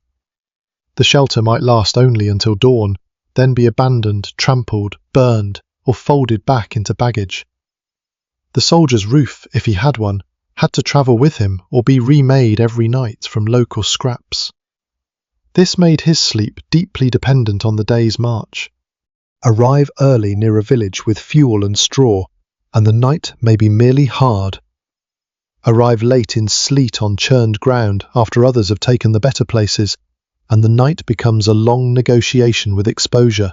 The phrase "without tents" also needs care. It may mean no tent for the common soldier, not no tents anywhere in the army. It may mean no personal shelter, no reliable shelter, no enough shelter, or no shelter after baggage failed to arrive. A man might sleep outside a tent because the tent belonged to someone else, because there was no space inside, because animals or stores had priority, because he was on watch, because he was too low in rank, or because the halt was too hurried to set up more than the most essential coverings. Absence of a tent is not always absence of an army system. It is often a sign of where that soldier stood inside it. Weather could also defeat plans. A tent that works in still cold may become miserable in wet wind. A cloak that helps in frost may become a burden in rain. Straw that insulates when dry becomes foul and less useful when soaked. A fire that comforts in calm air sends smoke into faces when wind turns. Medieval soldiers did not live in a storybook winter of clean snow and steady flames. Much of northern and western Europe gives a colder truth: mud, thaw, refreeze, damp wool, rotting straw, smoky fires, and ground that alternates between hard and sucking underfoot. Wet cold is often more intimate than clean frost. It gets into seams, bedding, food, and mood. Still, we should not make the opposite mistake and imagine all medieval soldiers as helpless victims of the weather. They knew their materials. They knew how to use cloaks, hoods, straw, fire, walls, wagons, ditches, and companions. They knew that boots mattered, that dry bedding was precious, that a sleeping place behind a windbreak could be worth an argument. They carried a practical intelligence formed by roads, seasons, and repeated discomfort. Their solutions were imperfect because their world was imperfect, not because they lacked sense. That balance is important. To make the past feel real, we should not flatten it into either romance or misery. Some nights were surely better than others. Some men found a roof. Some slept by animals in comparative warmth. Some had strong cloaks, hot food, and comrades they trusted. Others lay wet and hungry on poor ground, waking again and again until dawn. The same army could contain all of these experiences at once. So the winter camp remains a place of cautious truths. It was colder for some than others, more organized in some armies than others, more settled in a siege than on a forced march, more survivable with straw, fire, food, and comrades, more dangerous without them. The man rising from his crushed bedding is not every medieval soldier, but he is a believable one, lower in rank, short of cover, protected by habit more than comfort, and alive because the night gave him just enough materials to endure it. The man rising from crushed bedding is not every medieval soldier, but he is a believable one, lower in rank, short of cover, protected by habit more than comfort, and alive because the night gave him just enough materials to endure it. Yet endurance is not a simple thing. The same arrangements that keep him alive also trouble him. Fire warms and blinds, companions share heat and steal privacy. A barn roof shelters men and animals together. A cloak saves warmth but traps damp breath. The camp protects the soldier by surrounding him with other bodies, other needs, and other smells until he is never quite alone, never quite dry, never quite at rest. This is one of the quiet contradictions of winter shelter. A man wants warmth, but warmth pulls him towards smoke, crowding, dirt, and danger from sparks. He wants space to stretch, but space lets cold enter. He wants to remove wet things, but nakedness in cold air is worse, and there may be nowhere safe to hang the cloth. He wants to sleep deeply, but deep sleep is risky in a camp that may need him awake at any moment. Every comfort asks for a payment, and every payment is made by the body. The fire shows this most clearly. From a distance it looks like the answer to the night, a circle of orange light in a world of frost. Up close, it is less generous. It heats unevenly. The face may grow hot while the spine remains cold. The eyes sting. Smoke crawls under the hood, into the nose, through the weave of cloth. Sparks leap when damp wood cracks. A man turns away to breathe and immediately feels the cold reclaim the side that had been warmed. So he turns back again, blinking, accepting smoke as the price of heat. The same flame that comforts can also expose. In darkness, fire makes a small world visible to anyone beyond it. Men near it may be easier to count, easier to find, easier to disturb. In some camps, in some situations, light has to be managed for safety. Even when no immediate enemy is near, fire still demands attention. It eats fuel, threatens straw, blackens pots, and leaves men smelling like ash. The soldier sleeping near it is never sleeping beside a harmless thing. He is sleeping beside a useful danger that must be watched even while it saves him. Closeness has its own bargain. The warmest place may be among other men, where cloaks overlap, backs block wind, and bodies share the small heat they can make. But human closeness after days of marching is not gentle in any clean, comfortable sense. Wool smells of sweat, smoke, mud, horse, wet leather, and old food. Men cough under cloth. Someone breathes into the back of another man's hood. Someone's boot presses against a knee. Someone mutters in a dream. Someone returns from watch with cold trapped in his clothing and brings it into the shared hollow. Privacy disappears because privacy wastes warmth. A man cannot always choose who lies near him. He may sleep beside a trusted companion, a stranger from the same company, a servant, a wagon man, or someone he dislikes but cannot avoid. Bodies become part of the camp equipment. They block wind, hold ground, protect belongings, and make a cluster harder to push aside. In a modern bed, privacy feels natural. Here, it is a luxury too large to carry. Warmth belongs to the group before it belongs to the individual. Even dignity becomes practical. A soldier may sleep with his knees drawn up, his cloak over his face, his pack under his head, his belt twisted beneath him, and his boots inches from another man's hands. He may wake with straw in his hood, ash on his sleeve, and one side of his face marked by the fold of rough cloth. He may need to rise in darkness, step over bodies, find a place away from the camp, and return without losing his spot. Nothing about this is noble in appearance, yet there is dignity in the care with which he keeps himself alive. It is not the dignity of display, it is the dignity of maintenance. Barns, when available, bring another version of the same contradiction. A roof is precious. 4 walls, even poor ones, may feel like rescue after open wind. But a barn in winter may already be full of animals, fodder, tools, villagers' goods, and other men with stronger claims. The air can be thick with warm breath, manure, damp straw, and the sour-sweet smell of stored hay. The floor may be better than frozen mud, but it is not clean. The noise does not stop. Hooves shift, ropes creak, men snore, whisper, and argue. Roofed shelter gives protection from the sky, not freedom from discomfort. A hut or rough lean-to built during a longer halt may be similar. Branches and turf can stop wind. Straw can thicken a floor. Boards, stolen, bought, or scavenged, may close part of a side. But a small shelter crowded with tired soldiers soon fills with damp air. Breath beads inside. Smoke from a poor opening lingers. A man near the entrance gets drafts. A man in the back may be warmer, but trapped behind others. If the shelter leaks, those under the drip suffer while others pretend not to notice. Even improved shelter creates new inequalities inside its walls.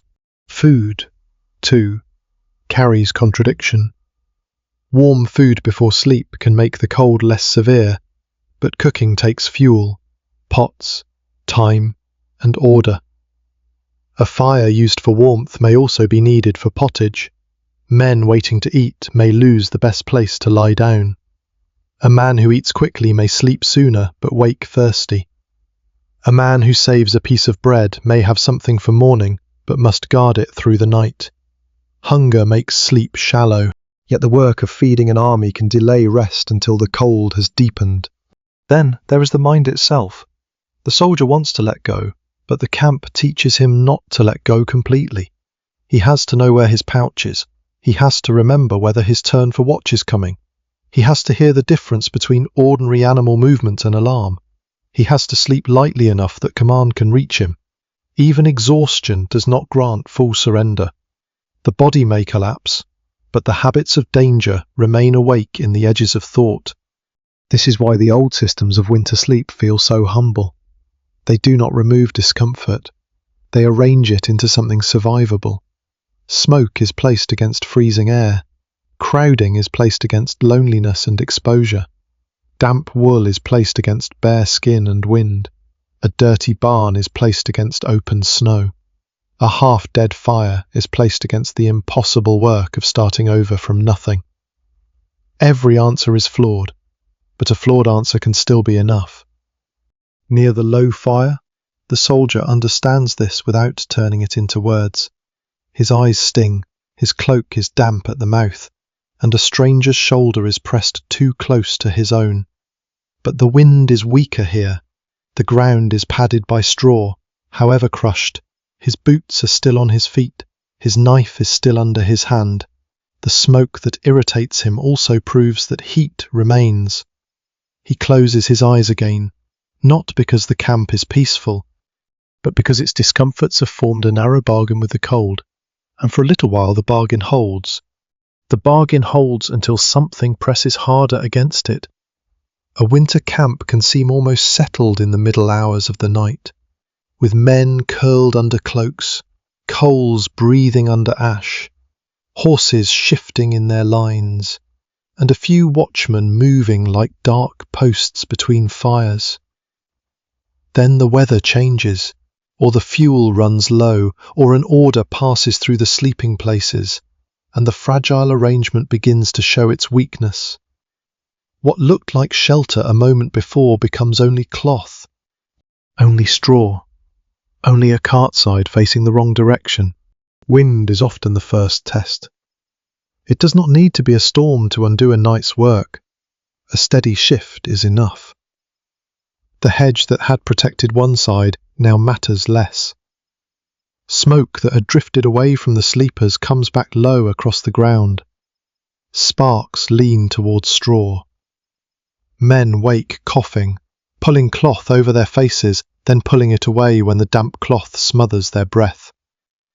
A cloak tucked neatly around the knees starts to flap at one loose edge. Someone curses softly and reaches for a stone, a boot, a pack, anything heavy enough to hold the cloth down. Snow brings a different pressure. Clean snow falling in silence may look gentle from a distance, but in a camp it settles on wool, packs, ropes, carts, weapons, and sleeping shoulders. A thin layer can be brushed away. A wetter fall seeps into seams and turns to chill where body heat touches it. Men wake because weight has changed on the cloak, or because melted snow has found the neck. If the snow is dry and the air sharp, it may at least cover mud and soften sound. If it is wet, it becomes another kind of water. And water is one of the old enemies of sleep. Rain in winter is often worse than snow. It takes the courage out of straw. It turns the ground slick and black. It makes a cloak heavier without giving the clean warning of white flakes.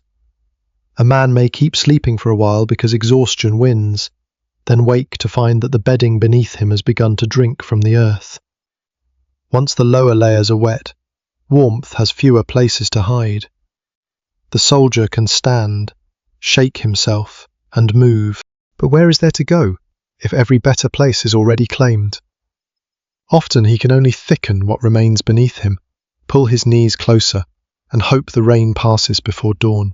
Fuel can fail just as quietly. A fire that seemed safe at dusk may become a small red wound in the ash by midnight. The last sticks may be too green, too wet, or too precious to waste quickly. Men may lie still and pretend not to notice the decline because rising costs warmth. Then one wakes with his feet cold enough to hurt and reaches toward heat that is no longer there. He stirs the ashes. A few coals answer. He feeds them chips, splinters, straw, perhaps a twig saved under a cart, and waits for the smallest flame to accept the offering. If it fails, the circle of sleepers loses more than light. It loses its centre. An alarm breaks the camp more violently. It need not be a full attack, a shout beyond the wagons, animals startled in darkness, a watchman calling to another, or a false report moving faster than sense can bring men upright with their hearts ahead of their minds. In that moment, all the careful sleeping arrangements fall apart. Cloaks open, warm hollows vanish. Men step into the cold with belts half fastened and hoods crooked. A spear is grabbed, a knife found, a helmet cursed at because it is colder than thought. Someone kicks embers. Someone trips over a bundle. Someone cannot find a glove. If the alarm proves false, the return to sleep is never easy. The body has spent its little store of warmth. The mind has sharpened and cannot dull itself at once. Places have shifted. A man returns to find another foot in his straw, his cloak dragged into mud, his pack moved by accident, or the fire scattered lower than before. He lies down again because there is no better choice. But the night has been damaged. Sleep after alarm is thinner. It keeps listening. Mud is the slow pressure beneath many failures. It is not dramatic, but it works constantly. It pulls at boots, swallows straw, dirties hems, and turns paths between fires into dark trenches of use. In a crowded camp, every necessary movement makes it worse. Men go to fetch water, tend animals, carry wood, relieve themselves, take watch, answer orders and return. Each journey presses the ground softer in one place and harder in another. By morning, what had been a field may be a churned skin of hoofprints, wheel ruts, footprints, ash, straw and frozen edges. The camp's order must keep working through all of this. Officers, captains, servants, wagoners, cooks, grooms, guards and ordinary soldiers each have tasks that do not disappear because the night is bad. Animals must not scatter, stores must not be stolen, fires must not spread, watches must not sleep. Men must remain close enough to be summoned and far enough from dangerous sparks, frightened horses or blocked paths. A winter camp is not simply a place where people rest. It is a machine that has to keep functioning while most of its parts are exhausted. For the lower status soldier, pressure often arrives as interruption. He is the one told to move because a cart must pass. He is the one woken to carry wood. He is the one sent to help with an animal, shift a load, stand a watch, or clear a place near command. Each task pulls him from whatever warmth he has gathered. Each return begins the old work again. Find the cloak edge, recover the pack, check the belt, guard the feet, settle the knees, remake the little hollow in the straw. There may be moments when endurance becomes less a brave act than a narrowing of desire. The man no longer asks for comfort, or even for proper sleep. He asks for the rain to stop finding his neck. He asks for one coal to remain alive. He asks for his boots not to freeze hard. He asks that no one step on his hand, no officer shout his name, no horse pull loose, no wind tear the cloak open again. The world becomes small enough to fit inside a hood. And still, even under pressure, the camp does not always collapse. Men adapt because they must. They shift closer. They turn a cart cloth. They drag another branch to the windward side. They share a coal from one fire to wake another.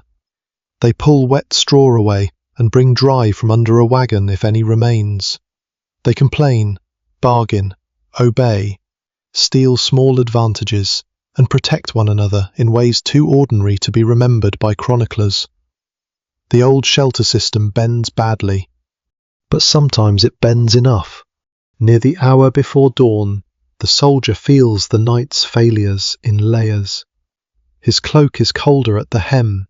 His hip is sore from the ground. His throat tastes of smoke. His sleep has been broken by wind, voices, animals, and the restless work of keeping warmth alive. Yet his hand still finds the knife where he left it. His boots are still on. The coals near the fire are not dead. The army around him is battered by the night, but not scattered. The camp has been tested, and for this one frozen darkness, it has not quite failed. The camp has been tested, and for this one frozen darkness, it has not quite failed. But surviving the night is only half the work. A medieval soldier does not wake into rest. He wakes into recovery, repair, and movement. Whatever warmth was saved under the cloak must now be turned back into use. Stiff legs must stand. Numb fingers must fasten straps. Damp cloth must be shaken, dried, folded, or worn again, because there is no clean replacement waiting. The body that spent the night curled against the cold has to unfold into a marching body before morning fully arrives. The first adaptation is slow movement. A man who rises too quickly from cold bedding may feel clumsy, dizzy, or painfully stiff. He has slept in a cramped posture, perhaps on one side, perhaps with a pack beneath his head and a belt under his ribs. His knees may resist straightening, his back may complain, his hands, hidden for warmth, may now be slow to obey, so he moves by parts. He sits first. He pulls the cloak tighter for a moment, then one foot searches the ground, then the other. He stands not like a rested man, but like someone rebuilding himself from folded cloth and sore joints. Feet require attention before almost anything else. They have been trapped in leather through cold hours, perhaps damp from the day before, perhaps numb from sleeping near ground that never warmed. A soldier may stamp them, flex the toes inside the boots, or rub one foot against the other if he can do so without removing them. If he dares take off a shoe or boot, he must judge the risk carefully. Is there time? Is the leather too stiff? Is the ground too wet? Will an order come before he has finished? An army moves on feet as much as on horses, and a man whose feet fail becomes a burden to himself and others. Drying is another morning labour. A cloak is shaken free of straw, ash, frost or snow. A damp hem is held toward heat. Hose may be adjusted. A hood is turned so the wet edge near the mouth can face the air. Gloves, strips of cloth or small wrappings are warmed against the body if they cannot be dried by fire. Nothing is wasted because every dry inch matters. A man does not need a garment to be pleasant.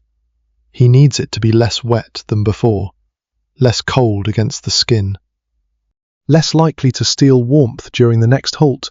The fire, if it survived, becomes a workshop. Men crouch around it with the practical patience of those who know there is little time and less fuel. They hold hands near coals, close enough to feel life return. They warm a knife handle, soften a strap, thaw a boot edge, coax a pot, or revive a crust of bread by heat. The fire that was a centre of sleep becomes a centre of departure. Its work changes from keeping men alive in darkness to making them capable of motion. Food, if there is any, belongs to this recovery too. Bread, ale, thin pottage, or even a small mouthful before marching can change the body. Hunger and cold together make men slow and irritable. Warm food does not erase exhaustion, but it gives the body something to spend. Some men eat before moving. Others carry what they can. Others begin the day with little more than smoke in the throat and the hope of food later. The camp itself adapts as it wakes. Sleeping places vanish quickly. Straw is kicked aside, gathered for animals, left to mud, or burned if useless. Branch screens collapse. A cart cover is tightened back over cargo. A shield returns from windbreak to equipment. Packs are tied. Buckles are checked. Horses are rubbed down, watered if possible, fed if fodder exists, and made ready. What served as shelter at night must become military material again by morning. The army cannot leave all its comfort behind, because much of that comfort is also gear, baggage, fuel, and cloth needed for the next stop. A soldier learns not to make a shelter that cannot be undone. A careful man does not bury what he may need. He does not leave a cloak soaking under straw. He does not place a necessary tool where mud will take it. He sleeps lightly around future needs. Morning will ask for everything back: the cloak, the belt, the knife, the boots, the pack, the strength in his hands. There is also adaptation in the mind. After enough nights like this, a man may stop expecting sleep to feel complete. He learns to value fragments: an hour before watch, a half hour after the fire is rebuilt, a brief doze with the back against the sack, a moment of warmth while another man blocks the wind. They are the form rest takes when comfort is too expensive, too heavy, or too high in rank to reach him. The body learns to take what is offered and not wait for what will not come. Comradeship can become part of this adaptation, though it should not be made too sweet. Men help one another because they must continue together. One wakes another before a cloak edge catches fire. One shares a warmer place for a short while. One guards gear while another steps away. One hands over a coal, a scrap of food, a dry twist of straw, or a muttered warning about a place where the ground has turned wet. Such acts may be ordinary, grudging, practical, and still human. The camp is held together not only by command, but by these small exchanges among tired people. Adaptation can also harden a man. He may become quick to defend a place near the fire, suspicious of hands near his pack, impatient with someone who wastes fuel or lets rain into a shared shelter. Winter narrows generosity when supplies are thin. The soldier who shares warmth one night may fight for straw the next. It makes him a person living where comfort is scarce and every object has more than one claimant. As light spreads, the traces of the night's survival remain on him. Smoke in the hair, straw on the cloak, mud at the heel, a damp line where breath has touched the hood, a sore place on the hip, fingers that still feel thick around a strap. They are merely the morning condition of his body, yet they show how the night was endured, not by a single invention, but by constant adjustment. When the order comes to move, the soldier lifts his pack and feels the weight settle over the same shoulders that were curled under the cloak not long before. The bed is gone. The shelter is gone. The warmth is gone except for what remains inside him. But the lessons of the night travel with him. Keep cloth dry when possible. Guard the feet. Save a coal if you can. Find windbreaks before darkness. Sleep near men you trust. Put something, anything between your bones and the ground. By adapting in these small ways, he does not defeat winter. He carries just enough knowledge forward to meet it again. By adapting in these small ways, he does not defeat winter. He carries just enough knowledge forward to meet it again, and after many nights, the camp teaches a man to expect the hardest hour not at midnight, when the fire is still remembered, but nearer dawn, when the warmth of yesterday has almost been spent and the day has not yet given anything back. The dark is thinner then, but the cold may feel sharper. The body has curled, turned, guarded, woken, and slept in scraps. It has used up food, patience, and the first strength of the night. What remains is the hour when every object seems to ask one more thing from him. The cloak asks to be lifted, though it is stiff at the edge. The boot asks to be trusted, though the toes inside it feel distant. The belt asks to be fastened by fingers that do not want to bend. The pack asks to be shouldered. The weapon asks to be found. The officer's voice, somewhere nearer the centre of camp, asks the sleeping places to become ranks, files, parties, carts, guards, servants, and marching feet. The soldier may have dreamed, but the dream disappears quickly under the weight of these commands. Morning in a winter camp is not a gentle return, it is a summons. This is the quiet climax of the night, not a battle, not a charge, not a cry of glory, but the moment when tired men must rise from shelter that barely held and prove they can still function. The cold has not killed them, but it has taken payment. It has stiffened cloth, slowed fingers, soured tempers, and left every man measuring what hurts. A man may hide the worst of it because others are watching. He may move as if less cold than he is. He may laugh roughly at another man's frosted hood or cracked voice, because humour is easier than admitting fear of the next night. The army becomes itself again through such ordinary performances. Around the camp rank appears once more in motion. Near the better shelters, servants may already be folding coverings, packing chests, clearing a lord's place, or bringing an animal ready. A mounted man checks gear that has been guarded with more care than the bedding of common soldiers. A captain receives news, orders, or complaints, while others gather the remains of firewood. At the edges, lower men shake themselves out of straw and mud, turning from human bundles into bodies that can be counted. All have slept in winter, but not all have woken from the same depth of discomfort. The watchman who spent the last part of the night awake may look at the rising sleepers with tired dislike. They have stood through the hour that others endured lying down. Their feet may be colder, their eyes may burn. They have listened to the dark long enough for every small sound to become meaningful.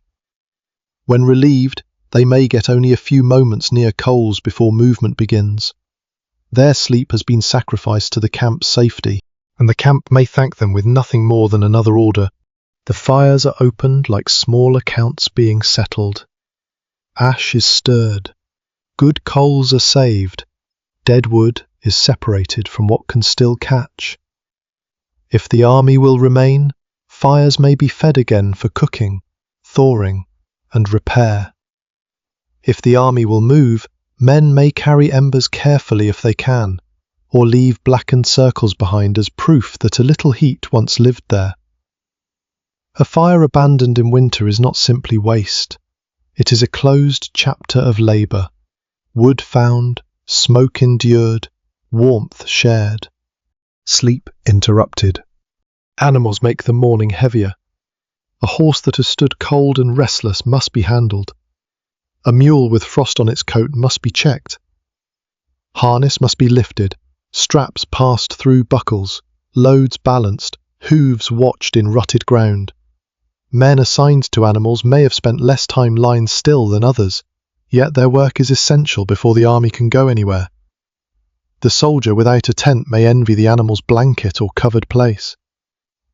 Then remember that an animal's failure can halt a cart, and a halted cart can steal shelter from many men down the road. If the camp is outside a besieged town, the morning may not mean marching away. It may mean returning to posts, works, ditches, engines, guard stations, kitchens, stores and watches. The shelter of a longer camp must be repaired, not abandoned. Leaks are patched, mud is cleared badly, straw is replaced if there is any. A wall of brush is thickened, a hut that smoked all night is opened for air. Men learn the flaws of their shelter and improve them just enough. Never enough to make winter friendly, but enough to keep the camp from dissolving. If the army is on the road, the shelter vanishes almost cruelly. The small nest of straw, the cart shadow, the fire circle, the chosen hollow behind a bank, all lose meaning as soon as the column forms. What saved a man for one night becomes rubbish, ash, or a place for someone else to find later. The soldier may glance back at the mark his body left on the ground and feel no sentiment at all. He has slept there, suffered there, guarded his gear there, and now the place is already behind him. The body carries the camp's memory even when the camp is gone. A smoky cloak over the shoulders tells of the fire. Straw clinging to wool tells of the bedding. Mud on the boot tells of the path between sleepers. A sore hip tells of the ground. A hoarse throat tells of smoke and cold air. A missing glove, a cracked strap, a damp pouch, a burned pinhole in cloth. Each small damage becomes part of the day's burden. Winter does not always announce itself in dramatic wounds. It writes in wear. And yet there is endurance here that should not be made too grand. These men are not warmer because they are medieval. They are not less human, less sensitive, or born for discomfort. They endure because the alternative is worse, because command moves them, because comrades expect them, because pay, duty, fear, hunger, loyalty, coercion, habit, and hope all press forward together. The quiet climax is the body obeying when it would rather remain curled beneath the cloak. So the soldier bends once more, gathers what is his, and rises into the grey. The fire behind him gives one last weak breath of smoke. The straw where he lay is flattened into the mud. His cloak, damp at the hem, hangs from his shoulders like a tired roof folded for travel. He does not feel rested. He may not even feel fully awake. But he is upright, and in a frozen medieval camp, that is sometimes the victory the morning asks for first. He is upright, and in a frozen medieval camp, That is sometimes the victory the morning asks for first. But the morning does not keep him still long enough to enjoy it. The grey light widens, the camp loosens, and the small places of sleep are broken apart by feet, hooves, wheels, and orders. A man who spent the night preserving warmth now has to surrender it to movement. The cloak that was his roof becomes his outer garment again. The pack that guarded his head becomes a weight on his shoulders. The boots that stayed on through the night must now carry him across the very ground they failed to protect him from. The first steps may feel wrong. Legs that were folded for hours do not at once become marching legs. Knees resist, ankles complain inside stiff leather. The back remembers the cartwheel, the hard ground, the narrow hollow in the straw. Yet an army does not wait for every man to become comfortable. It forms by necessity. Men fall in with their companions, not always neatly, not always cheerfully, but with the dull obedience of people who know that delay can be punished, and that falling behind may be worse than moving before the body feels ready. Sleep follows them as a lack. It sits behind the eyes and slows the mind. A soldier who slept in fragments may march in fragments too, aware of one patch of road, one strap cutting the shoulder, one breath of smoke still caught in his hood, one cold place inside a boot. Conversation may be thin at first. Men save breath. Someone coughs. Someone complains about a lost glove or a stolen bit of bread. Someone laughs too loudly because the morning needs sound to feel less cruel. The column moves, and the night moves with it. The damp shelter travels badly. A cloak that served as bedding may now hang heavy from the shoulders, carrying moisture gathered from breath, frost, mud or snow. If the sun appears, the man may hope the outer cloth will dry while he walks. If the sky stays low and wet, the cloak remains a burden. The very thing that kept him alive at night slows him by day. He cannot discard it. He cannot fully dry it. He wears yesterday's survival into today's march. This is another hidden cost of sleeping without proper shelter. The night does not end cleanly. A wet cloak becomes a cold march. A poor night's sleep becomes slower reactions. A cramped position becomes sore joints. Smoke becomes a rough throat. Damp boots become sore feet. The soldier carries consequences, not memories. What happened in darkness becomes part of his speed, his temper, his ability to obey, and his chance of sleeping better or worse when evening comes again. If the army remains near a siege, the day may be filled with labour rather than travel. Men who slept badly may be sent to dig, haul, guard, cook, repair, fetch, build, or stand ready. A shelter that failed in the night must be improved before the next one. A ditch may be deepened, a hut may be patched, more straw may be found, if any remains. Wood must be gathered before dark because searching for fuel in the cold after sunset is harder and more dangerous. The lesson of the night becomes work by daylight. If the army marches, the soldier begins scanning before the next camp is even chosen. A tired man learns to read the world as possible shelter. A hedge is not just a hedge, it is a windbreak. A barn is not just a barn, it is a roof that may or may not be allowed. A wood is not just trees, it is fuel, branches, perhaps dampness, perhaps danger. A village is not just smoke in the distance. It is straw, bread, fodder, walls, orders, and conflict over who will take what. A dry slope matters. A hollow matters. The direction of the wind matters. The day becomes a search for the next night's answer. The soldiers who know this best may not speak of it grandly. They simply act sooner. When the halt comes, they move toward places that break wind. They gather dry material before darkness if they can. They keep a bit of fuel under cover. They look for ground that drains. They avoid the prettiest patch if it will become mud under many feet. They keep close to companions whose habits they trust. In winter, experience often looks like quiet selfishness mixed with practical sense. A man who waits politely may sleep colder. Still, The army as a whole must make choices larger than any individual. Where to stop, how to place animals, where to set fires, whether to send men for wood, whether to use a village, whether to protect stores under cover before men, whether to push on despite failing light.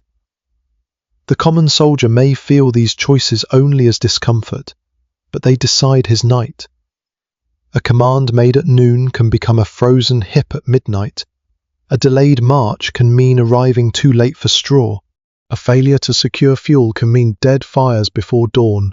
Fatigue also changes discipline. Men who are cold and underslept may be slower to obey, quicker to anger, more careless with fire, more likely to quarrel over small places. Commanders, if they are wise, understand that exposure weakens order. A freezing army can become brittle. It can march, but not forever without cost. It can obey, but irritation gathers. It can sleep rough for a night, then another, but each night adds something. Medieval military life depended not only on courage in battle, but on the quieter endurance of cold, hunger, boredom, dampness, and bad rest. By afternoon, the memory of the night may soften slightly if the day offers movement and a little warmth. Marching warms the muscles. Blood returns to fingers. The cloak may dry at the shoulders. A piece of bread may steady the stomach.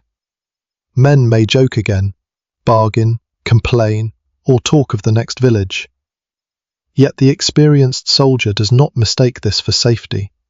He knows evening will lower the price of all comfort again.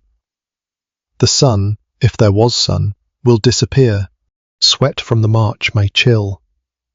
Damp ground will matter. The question of where to sleep will return. This repetition is what makes the title deeper than one frozen night. Sleeping without tents is not simply an emergency trick performed once. It is a repeated cycle of losing and rebuilding the smallest forms of shelter. Carry cloth, find ground, gather straw, guard fire, share warmth, wake cold, pack the shelter away, march with its damp weight, search again. Each day erases the last night's arrangement, but not the knowledge gained from it. As the column moves under a pale winter sky, the soldier's cloak lifts slightly in the wind and settles again against his back. It is no longer a roof, not yet a blanket, but it will become both before long. Somewhere ahead, the next camp is still only a patch of land, a road edge, a village, a siege line, a stand of trees, or an order not yet spoken. The soldier does not know whether there will be straw tonight, or fuel, or a place out of the wind. He only knows that when darkness comes, he will begin again, making shelter from what the army, the season, and his own tired hands allow. He only knows that when darkness comes, he will begin again, making shelter from what the army, the season, and his own tired hands allow. By the time another evening gathers, the lessons of the last night are already moving through him. He notices the wind before the halt is called. He watches where the wagons turn. He sees which men hurry toward the lee of a bank, which servants guard the better bundles, which cart carries straw, which fire has dry fuel, which officer's space must not be approached. A winter camp is never made from innocence twice. Each night teaches, and each night charges a price for the lesson. If the army stops near trees, men look for branches before full dark. If it stops near a village, eyes turn toward barns, sheds, fences, stacked fuel, and the uncertain permission of those who live there. If it stops beside a road with no shelter worth naming, the old work begins in poorer form. Straw if there is straw, brush if there is brush, a ditch bank if the wind allows it, a cartwheel if one can lie near it without being kicked away, a cloak pulled tight, a pack under the head, a belt kept close, boots left on because morning may come too suddenly to search for them. No single answer follows him. He has learned that winter does not repeat itself exactly. A dry frost can be endured differently from wet snow. A windy hill is not the same as a muddy hollow. A crowded barn has a different cruelty from open ground. A fire that saves him one night may smoke him awake the next. The soldier carries rules, but he also carries caution.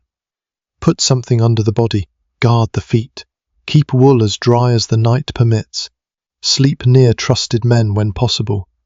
Do not trust warmth that depends on one dying flame. Do not let the camp's better places disappear before you understand who owns them. As the light fades, the camp lowers itself once more into the shape of survival. Men who had been marching, hauling, arguing, cooking, tending animals or waiting for orders begin to look smaller. Cloaks rise over shoulders, hoods draw forward, packs become pillows again. Bowls vanish into bundles, knives and pouches are tucked under bodies. Horses shift along their lines, breathing into the cold. Smoke lifts, flattens, and drifts through the half-made shelters. The army, so loud in motion, becomes a field of guarded embers and folded men. There is no clean romance in it. The rough sleeper does not lie beneath the stars because he loves the open sky. He lies there because the army has stopped, because the shelter has gone elsewhere, because his rank gives him little claim, because the road was too long, because winter has narrowed every choice. Yet inside that hard condition there is knowledge, labour, and a stubborn kind of order. The cloak is placed with care. The straw is not wasted. The fire is watched. The damp edge of a hood is turned away from the mouth. The man does what he can with what remains, and perhaps that is the simplest answer to how medieval soldiers slept in frozen camps without tents. They often slept badly. They slept briefly. They slept in layers of wool, smoke, straw, gear, comradeship, rank, hunger, and caution. They slept where the ground could be softened, where the wind could be broken, where fire could be kept, where their belongings could be guarded, where officers allowed them to remain, where animals and wagons made accidental wars. They slept because exhaustion finally overruled discomfort, not because discomfort disappeared. Their sleep was not the sleep of safety. It was the sleep of men who might be woken by watch duty, by horses, by orders, by weather, by fear, by another man's boot, by smoke, by cold entering through a loose fold of cloth. It came in pieces. It left in pieces. A man could dream for a few minutes and wake with his hands still gripping the edge of his cloak. He could lose an hour and return to the world with ash in his throat and frost near his beard. He could feel, before opening his eyes, whether the fire had failed. The objects around him held the story better than any grand speech. The flattened straw told of the ground's long hunger for warmth. The scorched twig told of fuel spent slowly. The boot prints around the fire told of men turning themselves toward heat and away again. The cartwheel told of shelter borrowed from transport. The damp wool told of breath, snow, and sweat held together in one tired fabric. The ash told of labour that had become smoke. None of these things were enough alone. Together, they made a night just survivable. When dawn comes again, as it always must in these scenes, it does not arrive like rescue. It arrives pale, cold, and practical. It shows the camp what the dark had hidden: trampled straw, blackened fire pits, stiff cloaks, men blinking with red eyes, animals restless in their lines, mud hardened at the edges and soft in the paths. It shows who slept under cover and who slept under the weather. It shows whose servant is packing bedding and whose own hands must shake frost from the cloak before lifting a load. The common soldier rises more slowly than he wants to. He pulls his cloak free from straw and feels the cold hem slap against his leg. He checks the pouch under his belt, the knife near his hand, the bread if any remains. He stamps one foot, then the other. The leather complains. His back is sore. His mouth tastes of smoke. Behind him, The place where he lay is already losing its shape. It was a bed only because his body needed one. Soon it will be mud, straw, ash, and footprints. He may not think about the night again once the day begins. There will be orders, marching, labour, hunger, fear, boredom, and the ordinary noise of men trying to move an army through winter. But the night remains in him as knowledge.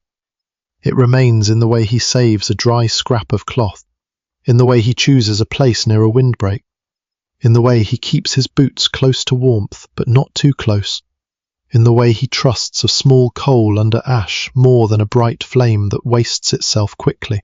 So the image that stays is not a heroic one.